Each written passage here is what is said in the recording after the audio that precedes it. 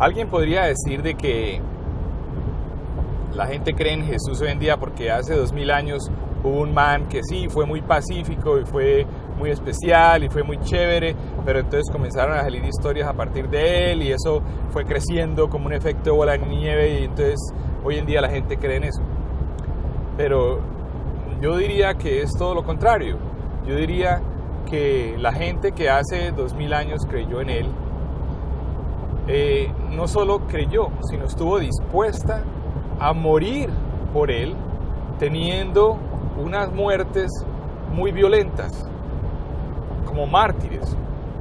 ¿Y qué lleva a alguien a ese punto de convicción, a ese punto de entrega, a ese punto de creer? Pues cuando uno ve, o ellos en esa época vieron, a una persona que no solo era especial, porque era pacífico, era sabio, era inteligente, porque le llegaba al corazón de las personas, porque sus palabras atravesaban a las personas y los tocaban, de toda clase, ricos y pobres, apreciados y despreciados. No solo un man que era pues una nota estar junto a él y se sentía la energía y era extraordinario, sino aparte de eso, verle hacer cientos y miles de milagros, verlo convertir el agua en vino enfrente de sus ojos, verlo que comenzaba a sanar enfermos, gente que era enferma de por vida y quedaban al instante sanos enfrente de sus ojos, enfrente de cientos de otras personas, pueblos enteros, y que en cada pueblo que iba sanaba cientos de personas. Una persona ciega de nacimiento con los ojos cerrados se le abrían y comenzaba a ver y sanaba una vez. El sordo sano a escuchar, el mudo a hablar, el paralítico a caminar. Los amigos de un paralítico parapléjico, traerlo y sano enfrente de todo el mundo instantáneamente. Imagínense usted las personas que están ahí viendo eso enfrente de sus ojos. Ver un man que camina por encima de las aguas. Imagínese usted qué, viéndolo caminar encima de las aguas. Ver que le da una orden a la tormenta e instantáneamente calma el viento y calma las aguas. Ver que toca un arbusto y lo seca porque no dio fruto, así como nosotros debemos dar fruto. Ver que conoce las escrituras mejor que nadie, ver que es más sabio que los doctorados especializados de su época, que le preguntaban a él cosas para corcharlo y les contestaba de unas maneras que los dejaba atónitos, o que les preguntaba cosas que no podían contestar. Ver que su filosofía era amor, amor, amor, y vivirla, ver cómo él la vivía, cómo le daba amor a todas las personas sin importar su categoría. A los pecadores se les acercaba y los amaba, no validándoles el pecado, sino diciéndoles: sálgase del pecado, usted vale como individuo, como persona, y ver cómo les transformaba la vida a ellos también. Ver cómo sacaba demonios, ver cómo predicaba, ver cómo oraba, cómo le oraba al Padre, ver cómo amaba al prójimo, ver cómo resucitaba gente muerta. Por ejemplo, Lázaro, después de 4 días de estar muerto, los judíos de esa época tenían la creencia de que el espíritu no abandonaba a una persona sino después de 3 días, por eso fue después del 4.º día. Pero ver cómo un man muerto ya oliendo a picho, lo resucita instantáneamente, lo vuelve nuevo. ¿Ah? Ver esas cosas, experimentar esas cosas, como de unos pocos panes y un par de peces alimenta a miles de personas enfrente de sus ojos. Ver cómo en cada villa que iba sanaba a enfermos de todas las clases que con solo tocarlo quedaban sanos. Ver a un man así, verlo en esa época, ver que es cierto enfrente de sus ojos, vez tras vez, tras vez, tras vez, cientos y cientos y cientos de veces. ¿Cómo no va a creer? ¿Ah? Ver un man que predica o profetiza su propia muerte y que predica o profetiza su propia resurrección corporal y ver cómo sucede así. No solo que es muerto de esa forma tan violenta y saber que lo hizo por amor y saber que lo hizo por nosotros y saber que lo hizo en paz, sino también ver que resucitó de entre los muertos corporalmente, como Él lo dijo. Y no solo verlo, tocarlo, hablarle, comer con Él, sentirlo, vivirlo, experimentarlo personalmente. Por todas esas cosas es que ellos estaban dispuestos a morir, no importa lo que fuera, así fuera violento. Ver cómo ellos mismos comenzaron a experimentar esa clase de cosas que ellos veían. Ver cómo ellos mismos, por la autoridad que Él les dio, podían comenzar a hacer milagros. Ellos mismos sanando enfermos. Ellos mismos cambiando a otros. Ellos mismos transformando la vida de las personas para algo mejor y vivirlo.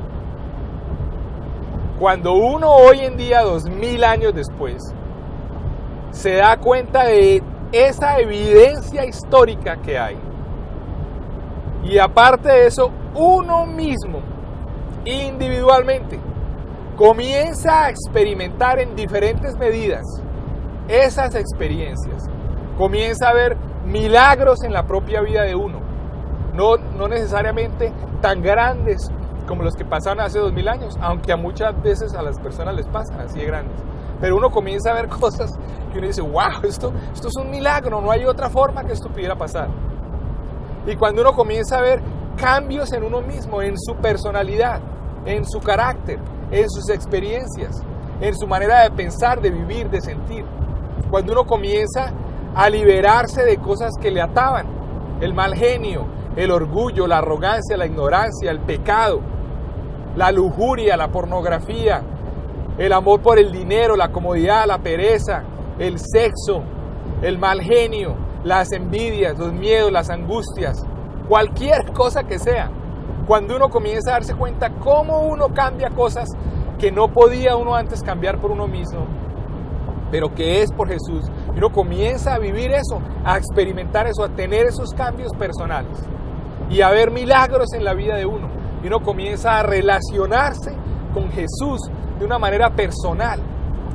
Y cuando uno comienza a ver que personas alrededor de uno también tienen experiencias similares, y cuando uno comienza a ver cómo Dios le cambia las vidas a esas personas así como se la cambia a uno, cómo le da esperanza y fe y fuerza y alegría a pesar de las circunstancias, y cuando uno cae en cuenta que lo mismo ha pasado por 2000 años a cientos de miles de personas que han confiado en Jesucristo y tenido o compartido esta fe, uno comienza a caer en cuenta lo orgulloso o arrogante o ignorante que uno era cuando uno negaba esas cosas en los demás. Por lo menos así me pasa a mí. Todas esas evidencias de hace 2000 años, todas esas evidencias durante estos 2000 años y esas evidencias personales son las que hacen que sea inevitable para una persona caer en cuenta de que eso es una verdad. Y todo está en buscar a Jesús, a Dios, con un corazón sincero, porque Él lo dice en su palabra: si ustedes me buscan con un corazón sincero, yo me revelaré a ustedes. Yo por eso los invito, los animo a que lo busquen con un corazón sincero, honestamente. Y Él dice que no puede ser tibio, no puede ser a medias, porque Él dice que Él escupirá las cosas tibias de la boca. Tiene que ser una búsqueda sincera, total, auténtica, 100%. Y no es nada del otro mundo, no es posiciones de yoga torcidas, ni que tengo que ir a la Meca, una caminata de 10.000 kilómetros o lo que sea, ni que tengo que darle toda mi plata a los pastores. No se trata de eso. el mensaje de Dios está muy claro en su palabra, que es la Biblia, y es amar a Dios por encima de todas las cosas y, no dice o, dice y amar al prójimo como a usted mismo, como yo los he amado. Y eso significa cumplir un requisito, el amar. Que cuando uno pasa al lado de alguien necesitado o sabe de alguien necesitado, uno no lo puede ignorar, porque eso no es amar. Ignorar las necesidades de los otros no es amar. Y no son solo las necesidades espirituales, son las necesidades materiales y espirituales. La Biblia es muy clara acerca de eso. Que tiene hambre, dele de comer. Que no tiene vestido, dele de vestir. Que no tiene esperanza, dele esperanza. Que no tiene alegría, dele alegría. Que está enfermo, sánelo. Lo que sea que esté en nuestro alcance para solucionar y arreglar y por lo menos aliviar o por lo menos acompañar a otro en sus necesidades. Eso es lo que Dios nos pide. Y Él nos deja unos instrumentos para que sepamos cómo conocerle a Él. No saber acerca de Él. Él no dice eso. Yo sé acerca del presidente de Estados Unidos, sé cómo se llama, sé dónde es, sé cómo luce, sé un poco de cosas. Pero no lo conozco personalmente. Jesús dice en la Biblia que muchos llegarán al día final y Él le dirá, yo no lo conozco. Y ellos le dirán, uy Señor, pero yo hice esto y esto en su nombre. Sí, pero yo no lo conozco. Porque no es conocer acerca de Él, es conocerle a Él. Y eso es lo que la Biblia nos dice. Y nos deja su Biblia, su palabra, para que le conozcamos personalmente, de una manera sincera, verdadera, honesta. Y también nos deja la oración para que nos comuniquemos con Él. Y también nos deja la iglesia, su cuerpo, para que estemos en comunidad y aprendamos a conocerle más y mantengamos esa relación con Él. Porque recuerden, no es conocer acerca de Él, es conocerle a Él, tener una relación con Él. Que cuando llegue el día que vayamos a encontrarnos con Él, sepamos que nos conocemos con Él.